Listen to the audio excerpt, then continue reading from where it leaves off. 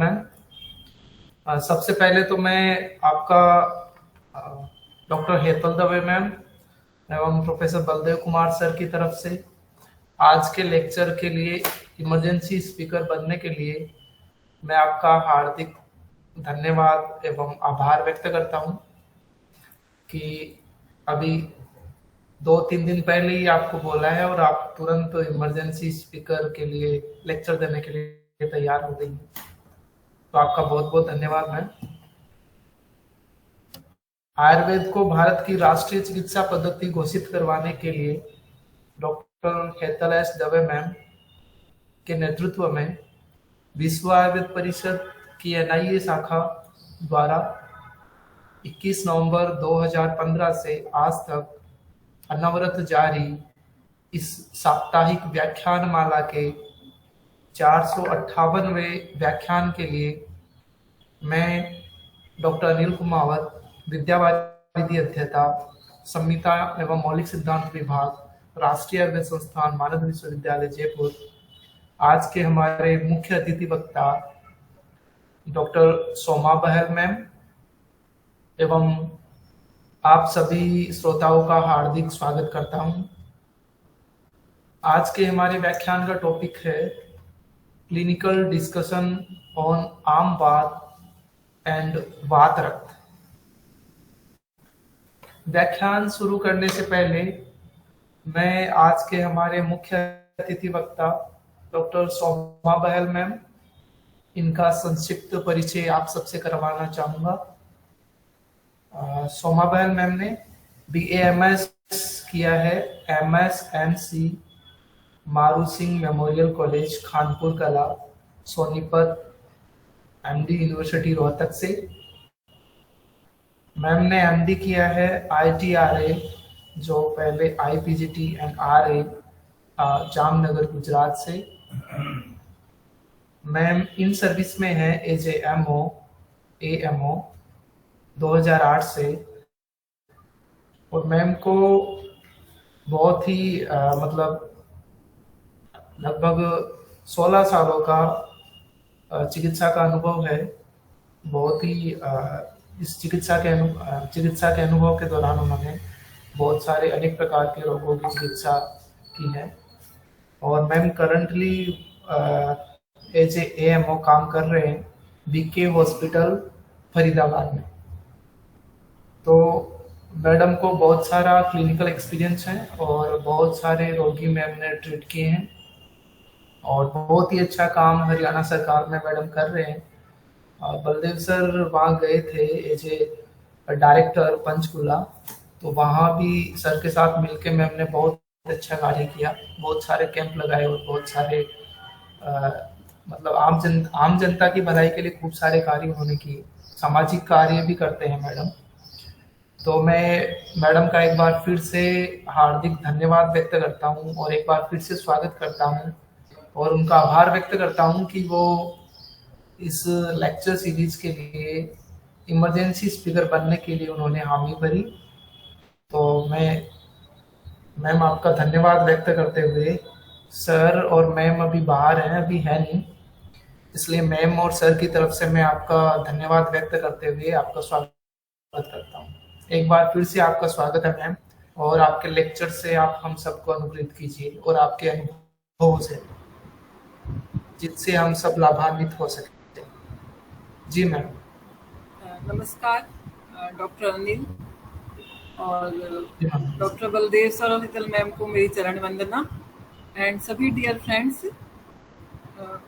आज मुझे बहुत अचानक बोला गया कि आपको बोलना है, तो एकदम से समझ नहीं आया कि क्या बोलूँगी। थ्योरेटिकल तो देखिए सभी को आता है, मेरे ख्याल से सभी लोग MD हैं या आजकल जो पढ़ाया जा रहा है कॉलेजेस में भी वो अच्छा पढ़ाया जा रहा है। तो मैं ये थ्योरेटिकल में ज़्यादा नहीं जाना चाहूँगी कि क्या कारण संप्राप्ति हेतु दोष समूचना, ये सब जो मेरा अपना एक्सपीरियंस है उसको मैं आज शेयर करूँगी, जो हम यहाँ पे सिविल हॉस्पिटल में करते हैं। तो अपना लेक्चर शुरुआत करते हुए मैंने अपना टॉपिक रूमेटॉइड आर्थराइटिस रखा। रूमेटॉइड आर्थराइटिस के पेशेंट कॉमनली आते हैं हमारे पास जनरल OPD में, वो आके बोलेंगे भी पेन है, स्टिफनेस है। और अगर हम आयुर्वेद के हिसाब से देखें तो रूमेटॉइड आर्थराइटिस को हम आम वात एंड वातरक्त से कोरिलेट करते हैं। मतलब सबका अपना अपना नजरिया है कि वो कैसे पेशेंट को ट्रीट कर रहा है, लेकिन हम कम दवाई में कोशिश रहती है पेशेंट को ट्रीट करें। ऐसे बहुत सारी ढेर दवाइयाँ नहीं लिख कर चाहते कि पेशेंट ठीक हो।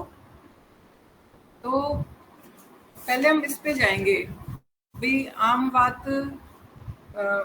में जब पेशेंट आता है हमारे पास रूमेटॉइड आर्थराइटिस का, तो कॉमनली वो सभी ब्लड टेस्ट करवा के आता है, CRP, ESR, ANA, anti-CCP।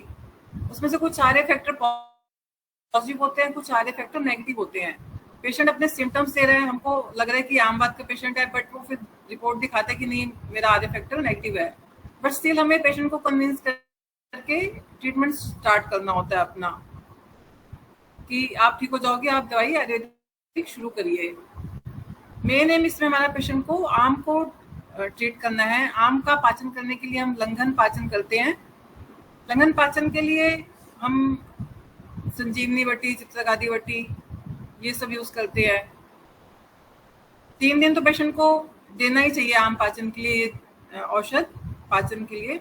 उसके बाद फिर हम पेशेंट को अपने और रूटीन ड्रग्स पे लाते हैं, जिसमें हम रासना के बहुत सारे काढ़े यूज करते हैं, रासना सप्तक, रासना पंचक, एरंडमूल आदि और रासना दशमूल। तो मैं थोड़ा सा इनका डिस्क्राइब करना चाहूंगी, जिससे हम इनको यूज करते टाइम थोड़ा अलर्ट रहे कि किस जगह पर क्या यूज करना है हमें। रासना पंचक है। रासना पंचक में रासना, गिलोय, रंड, देवदारू, शुंठी, ये 5 मेन ड्रग्स हैं जिनका काम आम पाचन करना है।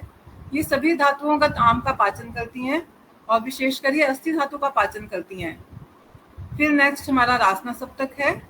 रासना सप्तक में रासना, गिलोय, रंड, देवदारू और साथ में थोड़ी सी डायरेटिक ड्रग्स हैं या मूत्रल ड्रग्स हैं, गोक्षुरु, पुनर्नवा। इसलिए हम इनको आम में यूज करते हैं। साथ साथ अगर हमें शोथ भी है, जॉइंट्स में डिफ्यूजन है, तो इसको विशेष हमें यूज करना चाहिए, इसको प्रेफरेंस देनी चाहिए और कारणों की बजाय। और इसका त्रिक विशेष पर विशेष कार्य कर है ये। और इसमें प्रक्षेप में अगर शुंठी देंगे तो वो और अच्छा काम करता है। वात रक्त में भी इसका यूज करते हैं अगर हमें आम का या कफ का अनुबंध ज्यादा लग रहा है। अगर वात रक्त का हम दिमाग में स्पेक्ट्रम लेके चले पेशेंट को देखकर, तो हमें वहां पर रक्त प्रसाधन औषध भी यूज करनी पड़ती है। नेक्स्ट है रासना एरंडादि काढ़ा। ये वात कफ शामक है। इसमें भी काफी ड्रग्स है, रासना, एरंड, गिलोय, देवदारू, मुस्ता, शतावरी, अतिविषा, बला। तो इन शतावरी, बला, मुस्ता होने से इनको हम जहाँ पे थोड़ा पित्त का भी अनुबंध है तो इसको यूज करते हैं। वात रक्त में जब जहाँ बर्निंग सेंसेशन की पेशेंट शिकायत कर रहा है, तो हमें रासना एरंड आदि काढ़े को महत्ता देनी चाहिए। और अगर शोथ भी है तो रासना एरंड आदि काढ़े के साथ हम पुनर्नवादी कषाय भी यूज करते हैं। नेक्स्ट हमारा आता है रासना दशमूल कषाय। रासना दशमूल कषाय में रासना पंचक और दशमूल का कॉम्बिनेशन है, जहाँ आपको सभी जॉइंट्स इन्वॉल्व लगे सर्वांगत वात में, और जहाँ पे हमें ब्लड सर्कुलेशन को इंक्रीज करना है, तो रासना दशमूल कषाय को हम प्रेफरेंस देते हैं। नेक्स्ट है रासना शुंठी आदि कषाय। रासना शुंठी आदि कषाय का रोगाधिकार भी आम बात ही है, लेकिन इसमें अगर हमें ग्रीवा में और कटी में विशेष शूल है तो इसको यूज करते हैं। इसके कंटेंट्स है रासना, शुंठी, गिलोय, दशमूल, वासा, कुटुकी, मूथा, शतावरी, सहचर। और पेशेंट के आने के पाचन के बाद हम उसमें वर्धमान पित्ती रसायन भी मैं जरूर यूज करती हूँ। अगर पेशेंट को लगता है कि ये इसमें पित्त ज्यादा बड़ा नहीं हुआ, पित्त भी बड़ा हुआ हो, तो मैं दूध के साथ लेने के लिए बोल देती हूँ। इसके लिए हम क्या करते हैं, पेशेंट को बोलते हैं कि आपने 50 ग्राम पिपली लेनी है और उसके पीस के फिर 1-1 ग्राम की 50 पुड़िया बनाएं। 50 पुड़िया में फिर पेशेंट को गाइड करते हैं कि पहले दिन 1 पुड़िया ले, मतलब 1 ग्राम, सेकेंड डे 2 पुड़िया, थर्ड डे 3, फोर्थ डे 4 पुड़िया ले, और फिफ्थ डे 5 पुड़िया लेके और आगे नेक्स्ट और 5 डेज तक 5-5 पुड़िया, मतलब 5-5 ग्राम की डोज में पेशेंट पिपली सेवन करता है। उसके बाद 11वें दिन से उसकी फिर डोज कम करते हैं। 11th डे 4 ग्राम, फिर 12th डे 3 ग्राम, 13 डे 2 ग्राम और 14 डे 1 ग्राम। 14 दिन में ही आम पाचन काफी हो जाता है, लेकिन अगर फिर भी आपको लग रहा है कि एक बार इसका और कोर्स कराना चाहिए, ज्यादा दोष इसके कुपित हुए पड़े हैं, तो इसका एक कोर्स और करवा देते हैं वर्धमान पिपली रसायन का। गुडुचि भी हम जरूर यूज करते हैं, हमारी ओपीडी में संशमनीवटी तकरीबन रहती ही है। तो गुडुचि अग्रणी औषध है वात रक्त के लिए। इसमें हम डिफरेंट कंडीशंस देख के इसको डिफरेंट कॉम्बिनेशन के साथ यूज करें तो अच्छा रिजल्ट मिलता है। अगर आमावस्था की स्टेज है तो शुंठी के साथ यूज करें, भी बंद है तो गिलोय को गुड़ के साथ यूज करें। अगर पेशेंट एसिडिटी की भी कंप्लेन बोल रहा है तो संशमनीवटी को शर्करा के साथ, खांड के साथ यूज करें। और अगर पेशेंट में कफ और ओबेसिटी ज्यादा लगे तो मधु के साथ सेवन कराने के लिए बोलते हैं। और रूमेटॉइड आर्थराइटिस का प्योर स्पेक्ट्रम लग रहा है तो एरंड तेल के साथ गिलोय को सेवन करने के लिए कहा जाता है। अभी आपसे बात करते हुए मुझे याद आ रहा है एक केस, मतलब पेशेंट्स आते हैं एलोपैथिक ड्रग्स काफी ले लेकर के आते हैं और फिर भी उनको इतना रिलीफ नहीं मिल रहा होता। मतलब पेशेंट जब पूछता है तो एंटर करते ही पता चल जाता है कि इसको आम बात है या वात रक्त, दोनों में से कुछ ना कुछ है। आंखों में आंसू भी होते हैं पेन की वजह से, पेन किलर्स वो खा रहे होते हैं, तो एकदम से मतलब हिम्मत नहीं होती कि इसकी सारी मेडिसिन छुड़वाई जाए। तो धीरे धीरे करके जो प्योर आयुर्वेदा में आना चाहते हैं या जिनको समझ में आ जाता है कि उनके लीवर के ऊपर इफेक्ट होना शुरू हो गया है, तो धीरे धीरे कुछ करके उनकी मेडिसिन को हम कम करवाते हैं। जैसे मिथोट्रेक्सेट वो जो डोज ले रहा है उसकी पहले हाफ डोज करते हैं, फिर हफ्ते बाद स्टेरॉइड की डोज हाफ करते हैं, उसके नेक्स्ट टाइम फिर जब नेक्स्ट विजिट में जो वो पेन किलर ले रहा है उसकी डोज हाफ करते हैं। फिर ऐसे हाफ करते करते 1-1.5 महीने तक उसकी मेडिसिन छुड़वाते हैं। एकदम से स्टॉप करने के लिए पेशेंट्स को नहीं बोलते, नहीं तो पेशेंट भी घबरा जाते हैं कि एक बार तो पेन बढ़ता ही है जब आप एलोपैथिक मेडिसिन को छोड़ते हैं। बट धीरे धीरे जब तक हमारी पेशेंट्स हमारी मेडिसिन भी खाना शुरू कर देता है, उसकी धीरे धीरे डोज कम करवाते हैं तो वो डोज छूट जाती है।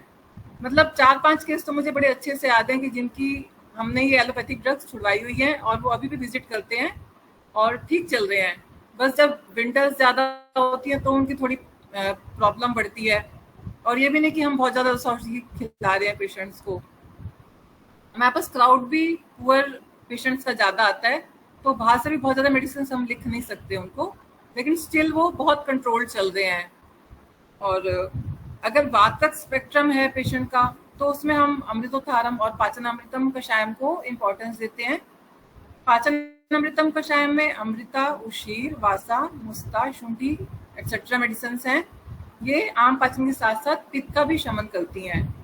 और नेक्स्ट है अमृतोत्थारम कषायम। अमृतोत्थारम कषायम में अमृता, हरित की शुंठी है 6:4:2 के रेशियो में, इसमें सिर्फ 3 ही ड्रग्स हैं। इसको भी हम वात रक्त और आम वात दोनों में यूज करते हैं। जहाँ पे पित्त प्रकृति का पेशेंट लगता है या उसको गर्म औषधि लगता है कि नहीं वो ले पाएगा तो वहाँ पे अमृतोत्थारम कषायम को हम इम्पोर्टेंस देते हैं। और गूगल भी सभी यूज करते हैं इनमें। तो गूगल की हमारे पास बहुत सारी वैरायटी है, अमृता गूगल, कैशोर गूगल, सिंहनाथ, महायोगराज, योगराज। अगर वात कफज व्याधि लग रही है तो योगराज, महायोगराज और नवक गूगल, सिंहनाथ गूगल इनको इम्पोर्टेंस देते हैं। और अगर वात पित्त दोष ज्यादा लग रहे हैं तो गोक्षुरु, अमृता गूगल और किशोर गूगल को इम्पोर्टेंस देते हैं। अमृता गूगल में अमृता, एला, विडंग, कुटज, त्रिफला, गूगल ये सब हैं, इसलिए पित्त का शमन भी करती है और माइल्ड रेचन भी करती है त्रिफला की होने से इसमें। नेक्स्ट है किशोर गूगल। किशोर गूगल में भी मेन इंग्रेडिएंट्स त्रिफला और गिलोय हैं। इनका हम बिना संशय के वात रक्त में यूज करते हैं और इससे थोड़ा विरेचन भी होता है क्योंकि इसमें त्रिवृत, दंती और विडंग ऐसी औषध भी मिली हुई हैं। नेक्स्ट है सिंहनाथ गूगल। सिंहनाथ गूगल में शुद्ध गंधक, एरंटेल और गूगल एक्सेट्रा मेडिसिन हैं। आम बात में इसका प्रयोग संशय किया जाता है। फिर महायोगराज गूगल है। महायोगराज गूगल का यूज मैं लेटर स्टेज में करती हूँ। इसमें मिनरल भी औषध हैं, अभ्रक, नाग, वंग, रौप्य, लोह, मंडूर, विभिन्न औषध अनुपानों के साथ इनका विभिन्न स्टेजेस में हम यूज कर सकते हैं, विभिन्न कंडीशंस में यूज कर सकते हैं। पुनर्नवा गूगल, अगर पेशेंट में शोथ है जॉइंट्स में तो आम पाचन के साथ साथ कफ दोष है और ये निसंशय यूज किया जाता है जहाँ पे जॉइंट्स में स्वेलिंग भी है। इसमें पुनर्नवा त्रिफला गिलोय विशेषकर हैं। इसमें पेशेंट को लेप भी करवाते हैं। जब पेशेंट में ज्वर की हमें प्रेजेंस ना दिखे तब हम लेप यूज करते हैं। अगर वात प्रधान व्याधि है तो एरंड बीज को दूध के साथ लेप लगवाते हैं। पित्त प्रधान लग रहा है तो गिलोय पत्र का लेप करवाते हैं। कफ प्रधान लग रहा है व्याधि तो कोटम चुगादी या कोलकुलत आदि योगों का यूज करते हैं। कुछ पेशेंट्स ऐसे भी होते हैं जो कहीं ना कहीं मतलब छद्म वैद्य से या बाबा वगैरह जो बोलते हैं झोपड़ी वाले वैद्य से हम दवाई लेके आ रहे हैं और उनकी 2 पुड़िया खाते हैं सुबह शाम, उससे ठीक रहते हैं, आप हमें थोड़ी ज्यादा दवाई दे रहे हैं। मतलब कुछ पेशेंट्स आके हिस्ट्री देते हैं ऐसी, तो उनको भी कन्विंस करना मुश्किल होता है। वो सिर्फ उनके पास ऐसे तो होता नहीं रिकॉर्ड कि वो क्या मेडिसिन खा रहे हैं, लेकिन उनकी जो पुड़िया होती है उनमें स्टेरॉइड्स तो मिला ही होता है, तो वो भी उनकी छुड़वानी मुश्किल होती है, लेकिन छूट जाती है।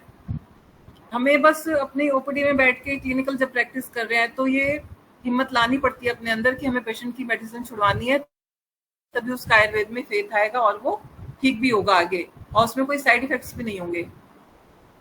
हमारे 1-2 रिलेटिव हैं जिनको रूमेटॉइड आर्थराइटिस हुआ और उनको मैंने समझाया कि भाई आप मत खाइए अंग्रेजी दवाइयाँ, आयुर्वेद की खाइए, तो उनको लगा नहीं ये तो बहुत देर लगाएगी ठीक करने में, हम तो यही मेडिसिन लेंगे। और आज उनकी कंडीशंस देखती हूँ तो उनको लीवर ऑलमोस्ट उनका काम नहीं कर रहा, सिरोसिस ऑफ लीवर हो गया है। अब उनके डॉक्टर्स ने वो सब मेडिसिन छुड़वा दी हैं, अब वो ऐसे ही चल रहे हैं। लेकिन यही है कि आप रिलेटिव्स में ज्यादा बोल नहीं सकते कि देखो आपका इस वजह से ये लीवर का हाल हुआ है। तो पेशेंट जब आप अपने पास ओपीडी में आए तो उसको तो समझा ही सकते हैं आप कि भाई लीवर पे इफेक्ट होगा, ज्यादा पेन किलर्स को मत यूज करो, उनको अवॉइड करो। आम पाचन के बाद जब हमें लगे पेशेंट की अग्नि थोड़ी दीप्त हो गई है तो फिर स्नेहपान भी थोड़ा पेशेंट को कराना पड़ता है, थोड़ा सा ब्रीहण के लिए, बल्ले के लिए। वात प्रधान है तो क्षीरबला तेल का सेवन करवाते हैं या उसके कैप्सूल भी आते हैं, क्षीरबला कैप्सूल तेल के, वो रात को 1 या 2 कैप्सूल्स खाने के लिए मैं एडवाइस करती हूँ। पित्त प्रधान लग रहा है तो तिक्तक या महातिक्तक घृत यूज करते हैं। कफ प्रधान में गुलकुल तिक्तक घृत, वरुण आदि घृत या धन्वंतरी घृत यूज करते हैं। थोड़ा घृत सेवन के बाद हल्का सा मृदु सेवन देकर विरेचन भी करवाते हैं पेशेंट को। विरेचन के लिए त्रिवृत अवलेह या नीम अमृता आयरन तैलम 25 ml दूध के साथ यूज करते हैं।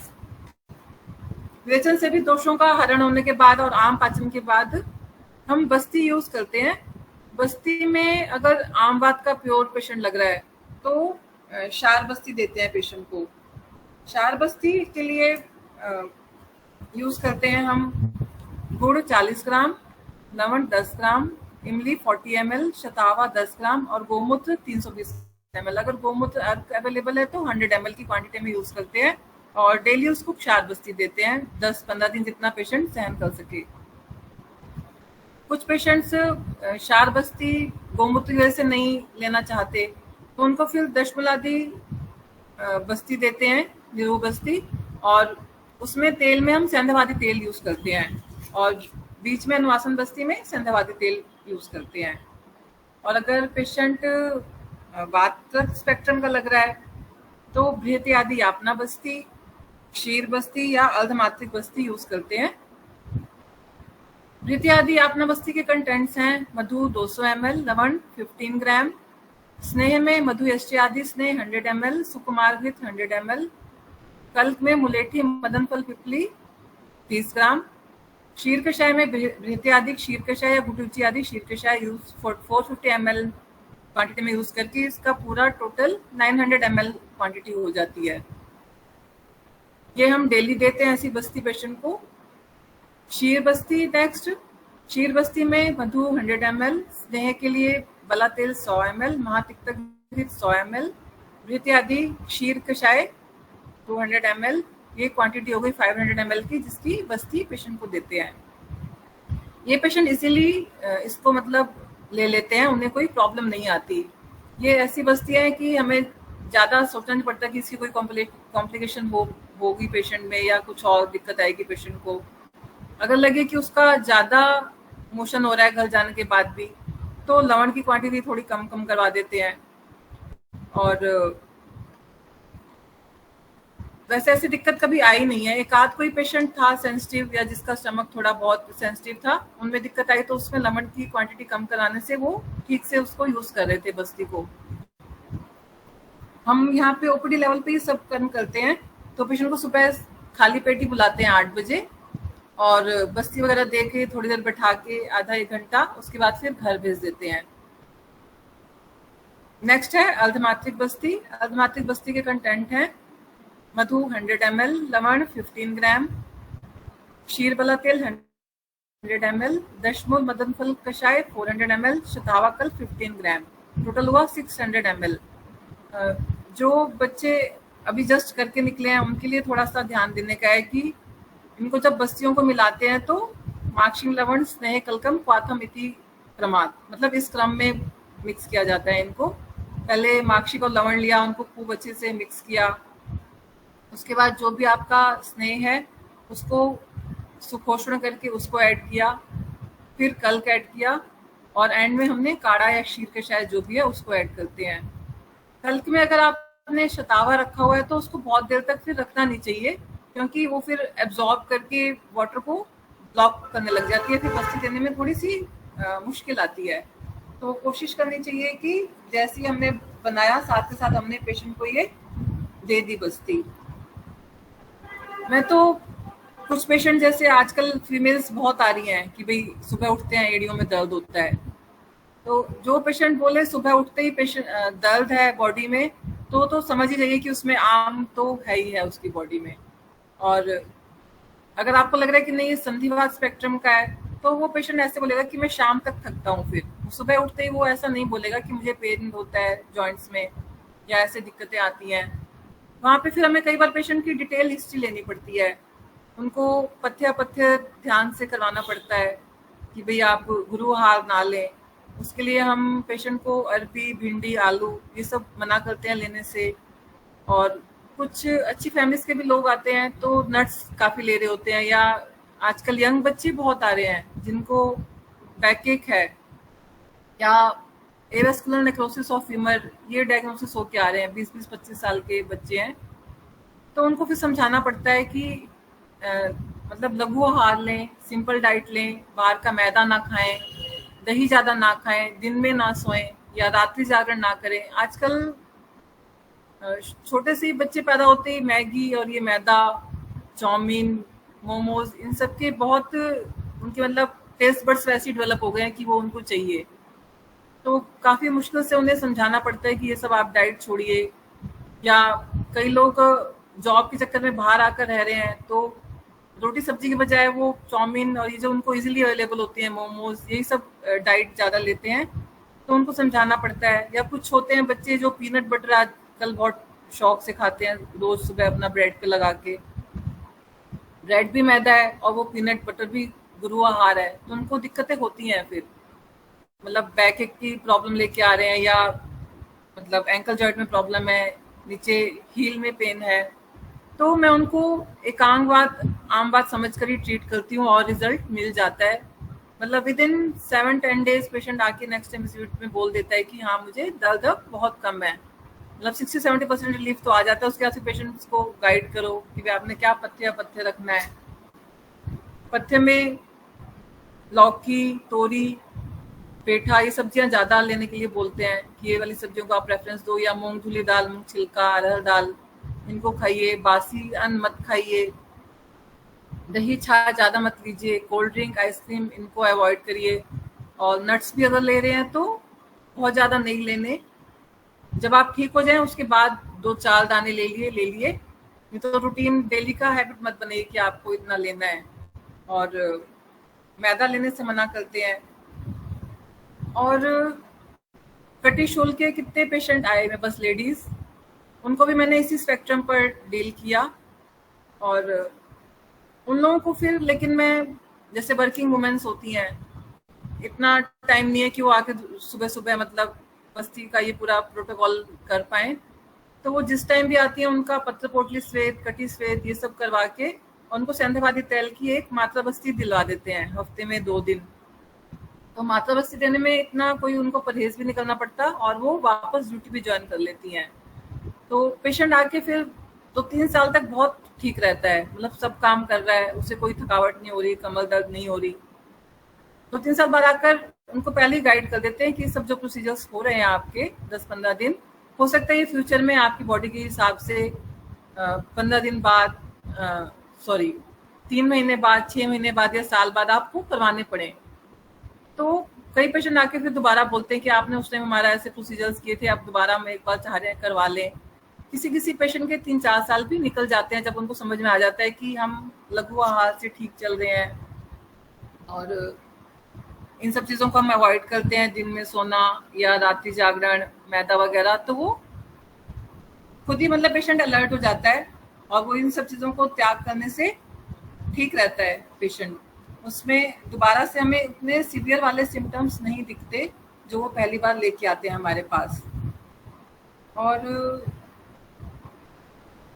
ऐसे ही सेम अगर हम देखें तो मतलब हमारे पास ये पेशेंट बहुत आते हैं थायराइड वाले पेशेंट्स भी कुछ ना कुछ ऐसी दिक्कतें लेके आते हैं। तो उनमें भी हमें यही आम तो मेन है ही, जो भी आप व्याधि ले लो। तो आम बात के स्पेक्ट्रम पर ही उनको शुरुआत में डील करती हूँ मैं।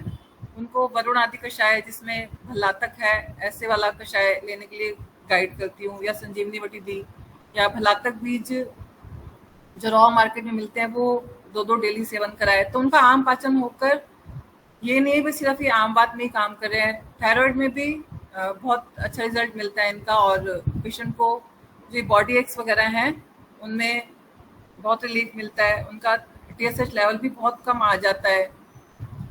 और कुछ पेशेंट हैं ऐसे कि मतलब ग्रीवागत शूल को लेके आते हैं स्पेशली, मतलब आपकी बॉडी टाइप है अभी आपको, या तो कई होते हैं पेशेंट जिनको पूरा ही पेन हो रहा होता है हर जॉइंट में ही, कुछ आते हैं भाई कटी शूल ही हो रहा है, कुछ है ग्रीवागत शूल ही हो रहा है। तो ग्रीवागत शूल में भी हम बस्ती का एक प्रोटोकॉल तो जरूर करवाते हैं, 8 दिन की बस्ती देते हैं, उसके बाद फिर नस्य करवाते हैं पेशेंट को, पत्र पोटली से ये सब करवाते हैं, तो काफी रिलीफ मिलता है पेशेंट्स में। आजकल फोन वगैरह यूज करने से भी ग्रीवा जो है, एक जो लैपटॉप यूज करते हैं बच्चे, फोन बहुत यूज करते हैं, तो ग्रीवा भी एक मेन वो बना हुआ है उनका स्थान संश्रय दोषों के लिए। तो वो इसके लिए प्रॉब्लम लेके आते हैं कि भाई हमें ये दिक्कत हो रही है, तो पेशेंट को पूरा गाइड करना पड़ता है। ओल्ड एज के कई पेशेंट आते हैं बाहर से दवाइयाँ लेके। इनमें आम बात के पेशेंट में ये भी होता है कि हमको ड्राइनेस ऑफ आईज काफी देखने को मिलता है, तो हमें पेशेंट को गाइड करना पड़ता है कि कुछ ना कुछ गुलाब जल या ऐसा अच्छा आई ड्रॉप आपने आंखों में डालना है जिससे आपकी प्रॉब्लम ना हो। और हीमोग्लोबिन भी कई पेशेंट्स में बहुत कम मिलता है, तो उसके लिए भी कुछ ना कुछ पेशेंट को पुनर्नवा मंडूर या कुछ ना कुछ लौह का योग देना पड़ता है साथ में, और 4-6 महीने पर उसका हीमोग्लोबिन चेक करवाना पड़ता है। जो लोग स्टेरॉइड्स लेके आते हैं उनका थोड़ा दिक्कत आती है हमको छुड़वाने में, कि भाई कैसे छुड़वाएं कि पेशेंट भी ठीक रहे और ज़्यादा शिकायत भी ना करे कि मैं इतनी दवाइयाँ खा रहा हूँ और मुझे इतना रिलीफ नहीं है अभी, क्योंकि विंटर्स में तो ऐसे पेशेंट्स का फिर बढ़ जाता है जो ऑलरेडी पेन किलर्स की हैबिट होती है जिनको। और घर में ही पेशेंट को अगर आम बात का है तो एकदम से पहले ऑयल एप्लीकेशन के लिए नहीं बोलते पेशेंट को, थोड़े दिन बालुका स्वेद करने के लिए बोलते हैं। बालुका स्वेद होकर जब उसका आम का थोड़ा शमन हो जाता है तो उसके बाद उसको स्ट्रेंथ देने के लिए तब हम उसको बाद में बोलते हैं कि ठीक है अब आप ऑयल की मसाज घर में कर सकते हैं। अदरवाइज जब वो मेरे पास 15 दिन आकर सब पंचकर्मा करवा जाता है तो काफी ठीक रहता है पेशेंट। मैं पेशेंट को कभी कभी इमरजेंसी में ही रस औषधियाँ यूज करती हूँ, रूटीन से यूज नहीं करती। तो रस औषधियों में मैं योगेंद्र रस, वातगज अंकुश रस, इन्हीं को इम्पोर्टेंस देती हूँ, या योगराज, महायोगराज गुल हो गया। वातगज अंकुश रस का अच्छा रोल मिलता है आम बात के, मतलब हफ्ते 10 दिन में पेशेंट आके बोल देते कि हाँ मेरा दर्द काफी कम हो गया है। फिर वही है पेशेंट का चलाना है कि भाई अगर ज़्यादा है दोषों का प्रकोप तो भाई 15 दिन खाओ, फिर 1 हफ्ते का गैप करो बादुजांकुश रस का, फिर 1 हफ्ता 10 दिन खाओ, फिर गैप करो।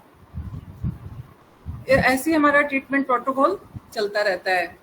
और जितनी भी आजकल ये व्याधियां हो रही हैं आम से रिलेटेड, उनमें हमें ये ध्यान रखना ही पड़ता है कि आम तो पेशेंट में नहीं बनना चाहिए। पेशेंट को बेसिकली कन्विंस ही करना होता है कि आप क्या पथ्य रखें कि आपकी ये ना दोष कुपित हो। ये और आम की उसमें आम से रिलेटेड है ज़्यादा व्याधियां आजकल। डाइट उनकी सब ऐसी चल रही है कि पीसीओडी के बहुत केसेस आते हैं, उसमें भी हमें पेशेंट को डाइट का पूरा गाइड करना पड़ता है। मैं अब अपने उससे अलग जा रही हूँ, आम बात और बात अलग से, बट लेकिन सब आम तो है ही हर जगह पर, जो आपको ध्यान में रख के चलना होता है कि इसकी हम पेशेंट की चिकित्सा कैसे करें। बेसिकली जो बच्चे पढ़ के एकदम से आके क्लिनिक पर बैठते हैं अपने, उनके लिए ज़्यादा प्रॉब्लम होती है कि पेन रिलीफ नहीं हो रहा, इसको कैसे करें ठीक। तो मेरा बेसिकली उन्हीं के लिए ही फोकस है।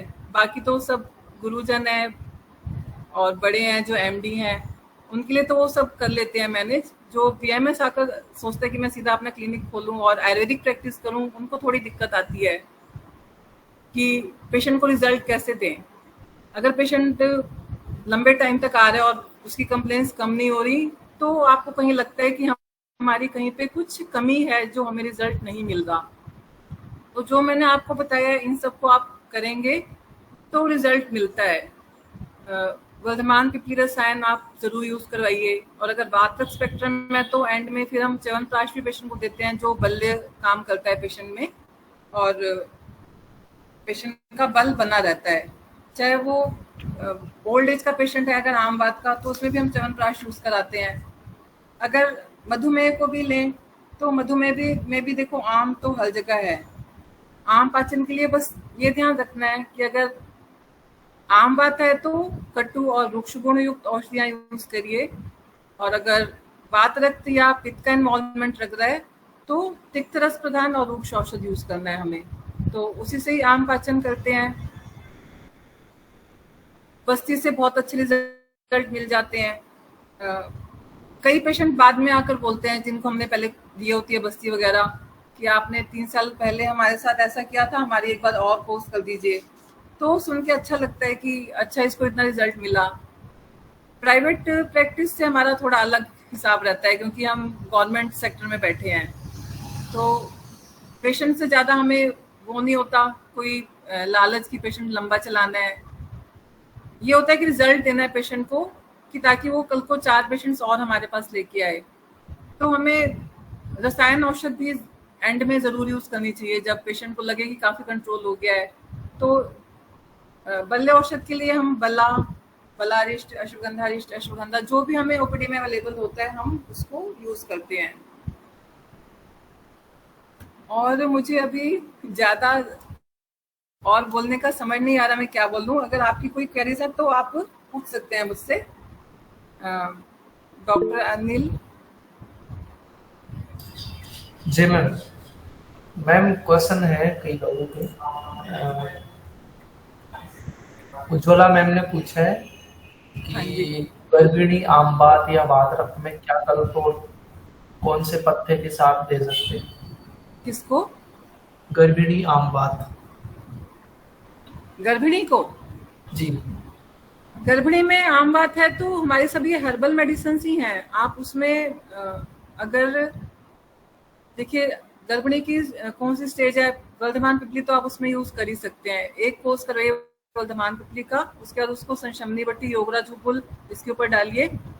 बस्ती हम उसको नहीं दे सकते, लेकिन इतना करने पर हमारे पास गर्भिणी भी आती हैं, ऐसे आम बात के पेशेंट आते हैं। उसमें आप रस औषधि मत यूज करिए, उसको समझा दीजिए कि जब आपका डिलीवरी हो जाएगी उसके बाद हम आपका वो करेंगे। और उनको हम डाइट के लिए गाइड करते हैं स्पेशली, कि रात्रि जागरण नहीं करना, वेग धारण नहीं करना। स्त्रियां घर में काम करती रहती हैं तो वो इन छोटी छोटी चीज़ों को बारे में उनको नॉलेज नहीं होती जो लेमैन आता है, कि हम वेग धारण ना करें, मैदा ना खाएं, या जो बासी बचा पड़ा है वही उठा के खा लिया, कि या फिर जब भूख लग रही है तब नहीं खाया कि पहले घर के सारे काम निपट जाएं, घर की साफ सफाई हो जाए तब हम खाएंगे, या ड्यूटी के लिए भाग रही हैं तो उनको सोच रही है कि भी कुछ खा के जाएं। तो इतना सब गाइड करने से रिजल्ट मिलता है। और गर्भिणी में आप बस ये चित्र लातक ऐसे योग मत यूज करिए, वर्धमान पिपली से रिजल्ट मिलता है, योगराज गुकुल और इनके अच्छे रिजल्ट मिलते हैं। आप एक बार खुद यूज करके देखिए। बस ये थोड़ा ध्यान रखिए कि ज्यादा तीक्ष्ण औषध उसमें मत यूज करिए, तो वो भी हैंडल हो जाती है हमसे। संशमनीवटी साथ में चला दीजिए उसके। और गर्भिणी है तो उसको आयरन कैल्शियम भी लेना ही पड़ेगा साथ में, तो वो भी आप अपना दे सकते हैं। गर्भिणी के कई केसेस मैंने डील किए यहाँ पर, जो 5-5 ग्राम हीमोग्लोबिन लेके आते हैं, वो घर में बताती नहीं है, आयरन कैप्सूल खाती नहीं है वो लोग कि भाई इससे हमें गैस बनती है, ये होता है वो होता है। तो उनको भी मैंने पुनर्नवा मंडूर सिंपल दे के और गाइड करके कि भाई आप लोहे की कढ़ाई में खाना खाइए, बहुत इजीली उनका 3 ग्राम हीमोग्लोबिन 1 महीने में बढ़ जाता है। ये मतलब मेरा खुद का एक्सपीरियंस किया हुआ है। हम लोग सोचते हैं कि नहीं पुनर्नवा मंडूर से क्या रिजल्ट मिलेगा, पेशेंट को भेज दिया इंजेक्शन लगवाने के लिए, या उनको हम फोर्स करें कि नहीं आप ये कैप्सूल खाइए। आप पुनर्नवा मंडूर 4-4 गोली दिन में 3 बार दीजिए, उसको गाइड कीजिए कि गुड़ चना खाइए और लोहे की कढ़ाई में खाना खाइए, तो उसका हीमोग्लोबिन भी बढ़ता है। और जब उसको पथ्य पथ्य आप बताते हैं, दही नहीं खाना, दिन में नहीं सोना, और मैदा नहीं खाना, बासी खाना नहीं खाना, रात के टाइम स्पेशली मैं बोलती हूँ पेशेंट्स को कि राजमा, चना, छोले, ये सब चीजें रात को मत खाइए। खाने भी हो तो आप तरी ज्यादा ले लीजिए उसकी, तो पेशेंट ठीक होता है। चाहे वो गर्भिणी भी है तब भी आप उसमें निसंशय इन चीजों का यूज कर सकते हैं। बस ये ध्यान रखिए भल्लातक योग ना हो, चित्रक योग ना हो, और रस औषधि मत यूज करिए। और किसी का कोई क्वेरी हो?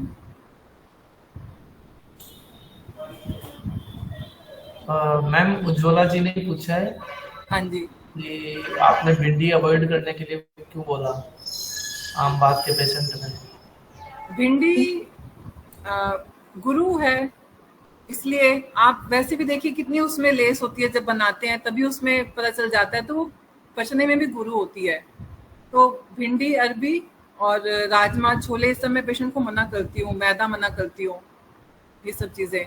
तो रिजल्ट मिलता है। आलू कम करवाती हूँ पेशेंट्स के कि आलू ज्यादा नहीं खाने, मतलब आप हल्की सब्जियां खाइए। अगर आम बात का पेशेंट है या बात का है तो उसको हल्की डाइट तो लेनी पड़ेगी। टाइम के हिसाब से अगर वो वही फास्ट फूड वगैरह ज्यादा खाएगा तो नहीं चलता। फ्रिज का पानी मना करती हूँ, मटके का पीने को बोलती हूँ, या फिर सुहाता सा ठंडा हो, इतना ठंडा पीने को बोलती हूँ। आइसक्रीम, कोल्ड ड्रिंक्स, ये सब भी मना करते हैं। दही छाछ मना करते हैं।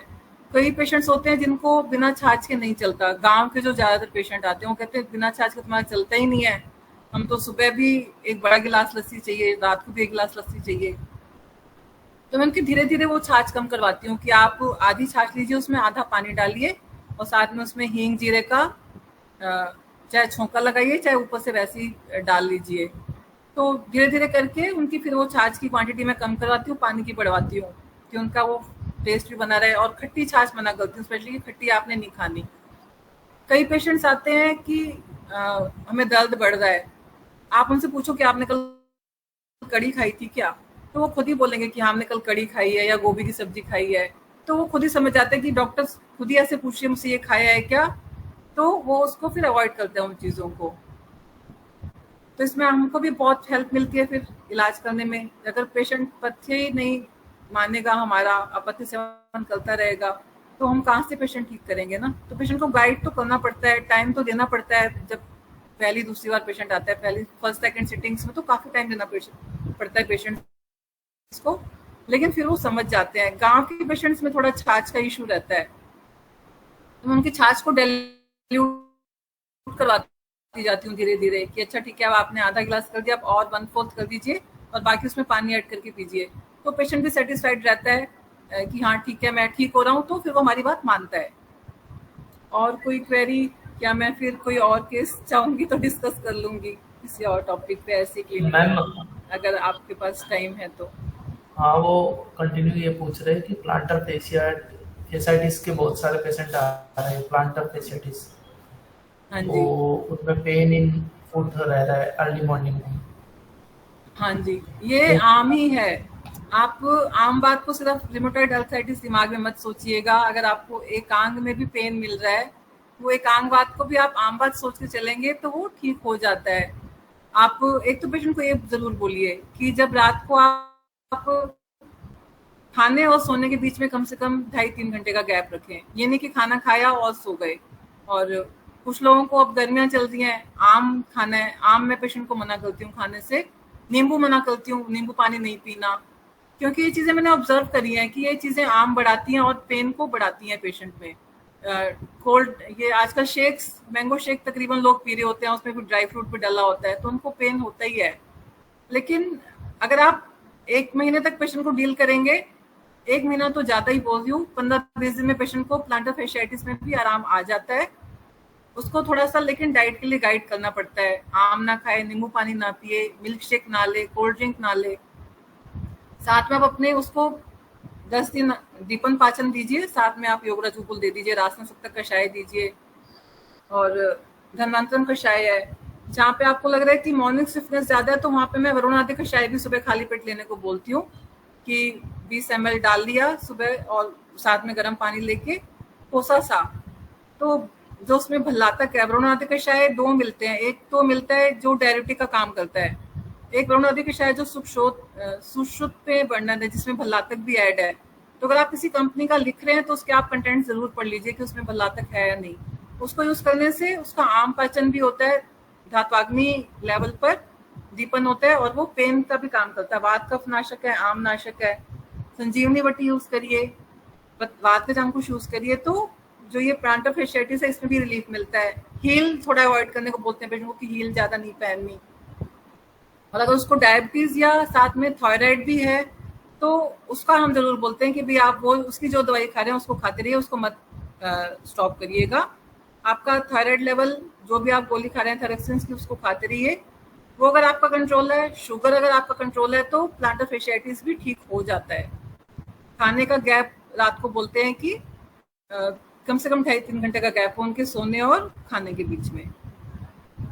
और कुछ पूछना चाहेंगे तो बताती हूँ। मैम एक क्वेश्चन है उज्ज्वला जी का ही। हाँ जी। वर्षा ऋतु से पहले स्वस्थ व्यक्ति में कौन सी बस्ती दे? तो बात वर्षा करती नाम। अच्छा, बात करती ना, आप सिंपल हेल्दी पेशेंट को देना चाह रहे हैं। जी। दशमूल है, दशमूल का गुण है कि वो एंटी इन्फ्लेमेटरी है, त्रिदोष है, और बॉडी में सर्कुलेशन बढ़ाता है। तो मैं दशमूल बस्ती प्रेफर करती हूँ ऐसे पेशेंट्स में जो चाहते हैं। लेकिन उसको एक बार फिर भी आपको 3 दिन पाचन कुछ ना कुछ देना चाहिए। हेल्दी पेशेंट है, उसको आप बोले 3 दिन चित्रगाती बट्टी खाए, चौथे दिन से आप उसको गाइड करिए कि ठीक है आप बस्ती के लिए आ जाइए। हो सके तो उससे पहले एक मृदु विरेचन भी दे दीजिए कि रात को मतलब चित्रगाती बट्टी खाई, चौथे 5वें दिन हल्का सा त्रिवृत्त या त्रिफला खाया, आधा 1 चम्मच। उसके बाद उसको आप 6-7 डेज से आप बस्ती के लिए बुला लीजिए। उसमें आप दशमूल आदि बस्ती दीजिए, और जब अनुवासन बस्ती है तो उसके बॉडी के अनुरूप बला तेल से दे सकते हैं, महानारायण तेल यूज कर सकते हैं, माश तेल यूज कर सकते हैं। अगर पेशेंट थिन है, ओबीज है, तो आप मतलब फिर महानारायण तेल और बला तेल मत यूज करिए, उसमें सेंधवादी तेल यूज कर लीजिए। तो ऐसे हेल्दी पेशेंट्स को भी आप बस्ती दे सकते हैं 10-15 दिन तक, या कोई शीर या अपना बस्ती दे दीजिए कोई, उसमें भी कोई हर्ज नहीं है देने में हेल्दी पेशेंट को। उसमें बीच में आप फिर बला तेल की, मधुअष्टि आदि तेल की अनुवासन बस्ती दीजिए। उसमें लगातार फिर आप उनको वो मत दीजिएगा कि ये अपना बस्ती रेगुलर मत दीजिएगा, बीच में वो आपने अनुवासन बस्ती का प्रोटोकॉल रखना है। और कोई क्वेरी? जी मैम सुधा जी पूछ रहे हैं कि हाँ जी। अगर आर ए फैक्टर और ANA टेस्ट पॉजिटिव है, हाँ जी। तो ये क्या शो करता है, और कौन से और टेस्ट करवा सकते हैं इसके अलावा, RA और ANA के अलावा? PSR, CRP, NTCCP, ये सब टेस्ट आप करवा सकते हैं, लेकिन इतनी जरूरत नहीं होती। मतलब हमारे पास जो क्राउड आता है पेशेंट्स का, वो तो ना इतने टेस्ट करवाता है। अगर कोई ऑलरेडी करवा के आया हुआ है तो अलग बात है, लेकिन मैं सिर्फ RA फैक्टर और ESR, CRP, ये 3 टेस्ट करवा के उसका फिर ट्रीटमेंट शुरू कर देती हूँ। और ESR पेशेंट का बहुत इजीली डाउन हो जाता है, CRP इजीली डाउन हो जाता है। आर फैक्टर नेगेटिव थोड़ा लेट होता है अगर वो पॉजिटिव पेशेंट है तो, लेकिन वैसे ही पेशेंट जब ठीक हो जाता है, मतलब उसका जॉइंट पेन्स वगैरह कम है, तो वो सेटिस्फाइड रहता है। प्राइवेट में तो पेशेंट करवा लेते हैं इसलिए सब टेस्ट, लेकिन हमारे पास जो क्राउड है वो इतना जल्दी टेस्ट नहीं करवाता। अगर आप प्राइवेट प्रैक्टिस करते हैं तो आप सारे टेस्ट करवाइए उनके, जो मैं आपको स्टार्ट में बता रही थी, ये सास, CRP, ANA, NT-CCP, R factor. Otherwise अगर आप गवर्नमेंट सेक्टर में है तो rheumatoid factor positive negative ESR CRP से काम चलिए और देखिए पेशेंट वैसे ही आपको दिखेगा कि वो ठीक हो रहा है। बल्कि 4 पेशेंट फिर लेके ही आता है अपने आस पड़ोस में कि आइए आपको कमर दर्द है या जो भी है आप इधर आइए, यहाँ से आपका अच्छा इलाज होगा। स्किन की अगर प्रॉब्लम साथ में है तो वातक स्पेक्ट्रम का थोड़ा ध्यान रखना चाहिए। अगर जॉइंट पेन भी है और स्किन डिसऑर्डर भी है तो अगर आपको स्किन में अगर वात कफ का लग रहा है, मतलब ड्राई स्किन है, स्केलिंग हो रही है, तो आप भलातक वाले योग यूज करिए या चित्रक और डंग जिसमें है। अदरवाइज अगर आपको लगता है कि ये पित्त वाला है, ऊजिंग है, उसमें ज्यादा दाह है, तो फिर मंजिष्ठादि कषाय, सारीवाती कषाय, गोपशूर, शतावरी ऐसे योग यूज करने पड़ते हैं। वो वाले पेशेंट थोड़े से सेंसिटिव होते हैं। अदरवाइज अगर बात का प्रकृति का सोरियाटिक मतलब रूमेटॉइड आर्थराइटिस या आर्थ्रोपैथी है उसमें, तो हम इजीली वात का नाशक औषध यूज कर सकते हैं। मतलब स्किन का भी हमें हिस्ट्री लेनी पड़ती है पेशेंट की कि साथ में कुछ और है क्या आपको। वातरक में भी कफज, वातक, पित्तज ऐसे भेद बोले हैं और धातुगत बोला है, उतान, गंभीर, उभय वातरक। तो जिसमें दोनों चीजें मिले ऐसे पेशेंट्स कम होते हैं वैसे, कि जिसमें स्किन की भी प्रॉब्लम मिले और जॉइंट पेन भी है। लेकिन आप उनको भी थोड़ा उनको टैकल करना मुश्किल होता है, बट स्टिल वो टैकल हो जाते हैं, टाइम लगता है थोड़ा सा। और कोई क्वेरी की? मैम एक पूजा पूछ रहे हैं कि मैम वेरिकोज वेन में क्या मेडिसिन दे सकते हैं? इसमें वेरिकोज वेन, वेरिकोज वेन्स, ये तो खैर अलग टॉपिक है, इससे हटके है। हाँ लेकिन कोई नहीं, वेरिकोज वेन्स के भी हमने मतलब काफी केसेस आते हैं हमारे पास यहाँ OPD लेवल पे। वेरिकोज वेन्स में अगर बहुत ज्यादा डोमिनेंट है वेन्स तो जलौका हम जरूर लगवाते हैं पेशेंट को, हफ्ते में एक बार या हर 5 दिन के बाद 6 दिन बुलाते हैं पेशेंट को। और अगर कई पेशेंट होते हैं जिनके व्रण भी बने होते हैं, वेरिकोज व्रण बने हुए हैं उनके, तो व्रण की चिकित्सा साथ की जाती है उनको। तो मैंने इरीमेद आदि तेल का रिजल्ट बहुत अच्छा देखा है हीलिंग के लिए। या फिर उसमें आप अगर पक मतलब पूये भी है, पाक दिखाई दे रहा है, तो उसमें जाते आते घृत यूज करिए, वो शोधन और रोपण दोनों का काम करता है।